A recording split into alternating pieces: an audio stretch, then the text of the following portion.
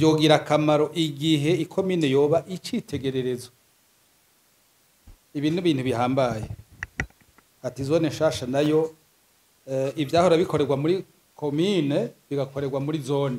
Hamwe vyogenda gutyo vyoba vyiza cane kuko niho ubutegetsi canke intwaro nziza twifuza yoba yegereye abene igihugu. Ca kabiri, sinogaruka kuvyo n'inganza yavuze David, ararambukirwa nk'umwarimu koko. Ni nkuko narambukirwa n'umwarimu kuko umwarimu mu nsiguro yigisha subiramwo kugira abanyeshure bashobore kumenya no kunonosora ivyigwa aba baronse. L'enseignement est répétitif. Igihe rero umugambi wa shure shingiro waza ubwa mbere waramenyeshejwe umwaka wa 2005, hanyuma uja mu ngiro umwaka wa 2016, none ubu haheze imyaka 9 murabona umwimbo bavuyemo. Igihe waza twagize tuti mbega harabaye integuro nziza yo kugira ngo iyo shure ibeho. Bamwe bavuga ngo teri yosema ngo umuntu ariko aragwanya umugambi wa leta ngo nukuraba neza. Rero kubera ko twagize amahirwe tukaza kuvyiga mu buhinga mu Gifaransa scientifiquement i Dakar muri kaminuza yitiriwe injabwenge Cheikh Anta Diop, twarungiswe na leta twara abantu 8. Umwe yari afise impamya bumenyi ya doctora, yabandanije ko ntiyabikeneye cyane, yabagiye kwirondera ibitabo kugira ngo aje kwigisha muri kaminuza, ubakora muri BAD. Wa kabiri niwe wenyene akiri mu kazi, directeur wa planification muri education. Wa gatatu yaritavye Imana. Wa kane ari muri Canada. Abo basigaye mengo nabakukuruke, bo basigaye nk'umwe. Hanyuma igihe kimwe twari tuzi yuko baca badushira aho nyene kuri ivyo twigiye kugira ngo tuze gushira mu ngiro ivyo twize, baca baradushwizagiza. Harabuze ikintu citwa adéquation formation emploi. Ari no babigize ko memoire muri kaminuza igihe twari tukiri bato, nimba ikiri kuri rayon za kaminuza yofasha. Kuko iyo twize tugeze amashuri baratubaza ati mbega muzosubira gusoma ibi bitabo mwasomye canke muzoca mubabandarisizaho. Hari n'abaja kwiga iyo baje bururutse indege hajya kuri tarmac bikaca bisigara harya nyene bururutse bakaca bagenda. Hari akarorero bakunda gutanga muri Kenya, iyo umunyekenya avuye kwiga i London ari mu Masayi ashika yambara za mpuzu z'agaharawe nashaka irato cipine, mugabo ubwenge ababufise ukuvuga ko ubwenge ababusigaje ngaho bisigurike. Aho kujya bavuga mu Gifaransa bati ivyo wize nibijya bisigara mu mutwe waraje kwibagira ibindi.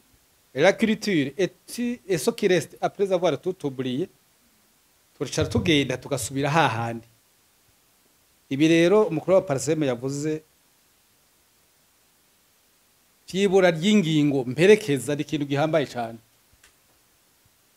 Wafashe ingingo, wafashe itegeko, mbega ingingo mperekeza yo kugira ngo bije mu ngiro iriho? Ukaca wama bya bindi bigira uririmbo ukabigira nk'agahararo. Vision 2040 2060 andreta imyaka 5 iraheze muri ya vision 2040 iraheze. Iyo ibiri kirajamo canke ibiriko niko ntaruburu nuko biraba neza. Ca gatatu, lutte contre la corruption, urwanya igiturire. Uza wumva no munsi ngo byose bibarirwa hejuru. Musenyeri w'Igitega nibo yagize kuvuga ati mbega hejuru ko tuzi hari Imana, aho handi hejuru ni hehe? Ngomba kuvuga iki? Ejo twari kumwe n'umutegetsi singomwa namuvuga, nabo nyenza numva ariko aravuga ngo ngwerega ingingo zitavuye hejuru ngo nimuzoronka bya bindi mwegemererwa muri rya tegeko ryo mu 2024. Ivyo bintu bisigurike tuzobariza hejuru, none uri hejuru byose azobidushoborera.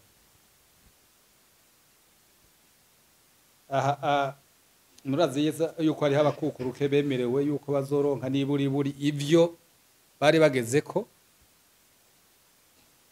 mu itariki 30 z'ukwezi kwa ruheshi haheze imyaka 3 ibarabironka sino babarira bamaze kwitaba Imana nahoze bari umukuru w'igihugu igihe kimwe nti twe twaraharuye dusanga abantu bapfa ku mwanya kubera umwitwarariko stress kubera ko ivyo bemerewe batabironse none umuti wobu buhe ganyira icubahiro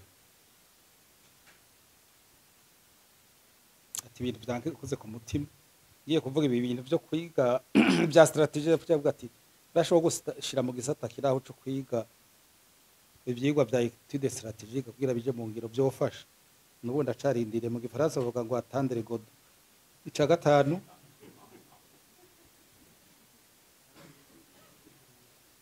yavuze ati nta decentralisation ishoboka mu gihe ingorane z'igitoro zikimeze ukunyene tubana nazo heze imyaka 5 harabagerageje kuzimenyera ariko ntawe umenyera kabi mu gifaransa bavuga ngo c'est la résilience ompetere rezilia gushika kanga uravye nk'imyaka afise nzogenda n'amaguru gushika imyaka ingahe kugira mbandanye kubaho ngira Imana yuko ndi sportif ariko birafise aho bigerera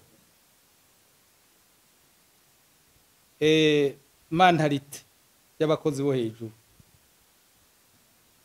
ndabenza kuvuga izina ariko hariho umuntu twaye ko turaganira iyo wumva acavuga ati mustanteri yahahora aterari ibiti bya commune reko ndavuga za ntebe iyo ziva atarabirya ivyo vyari byo kuri leta mbiriki umva birusha imyaka atarabirya gushika naho twibaza tuti mbega umusitanteri azokwirikira azorya ibihe umva yavuze mustanteri yavuze abene gihugu azorya ibihe ko mona yabimaze byose ko yaronsa birya kubera kuko iyo umuntu azi kurya ntaburi yabikura ashaje mu bene gihugu akashagira ya service nagomba gushika kuki umukuru wa Parseme yavuze ati muri oya umwigisha wa kaminuza barumweta ati musitantera zoba ari kumwe n'abahanuzi bashika 70 uruhororo uruhojojo abo bose nibayigeza nka babandi yavuga ati mbega nza gukuramwe iki bizogorana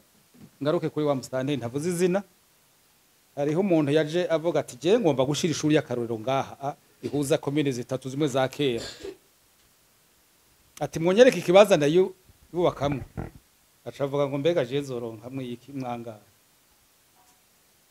haba hari umuntu yavyumvise yaciye w'umudepite uno munsi ari mu rwego ruhambaye ati ari ishuri kiratembera ahantu nta worondera ikibanza kugira ishira ngaha nagomba kubamenyesha ko iyo shuri yubatswe aho hantu yaciye abiyambere nuno munsi niyo yakarorero mu Burundi muca mubona hariho basivuge byinshi ngo mpave nibotsa umwuga bimwe bireze urupimo ibyo byo kuvuga ngo nkuramo iki ni ngorane umwigisha yavuze ati la vision c'est beaucoup plus une réflexion qu'une stratégie yahereje ku ma stratégie mbega none ajya ma stratégie mwoyereka cyane cyane barya adutunganiriza ibintu twe tukabahanura tukabaherekeza parce que une réflexion sans stratégie n'en est pas une nagomba kurangiza nshima hanyuma mvuga nti ibi bya commune yoba gouvernement local ntibibe ururirimbo ntibe demagogie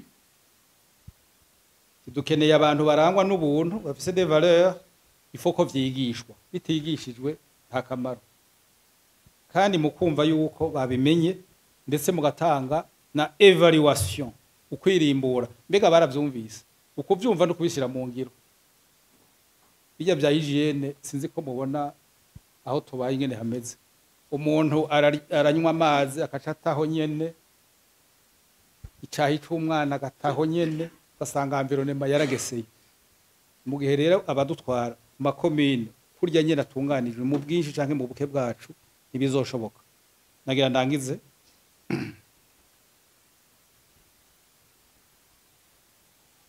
nshima ico professeur Barumwete yavuze ati mbega mustanteri niyumva yuko les acteurs économiques locaux ari bajya nyene kandi bazokoroherezwa ko batoherezwa ntibizoshoboka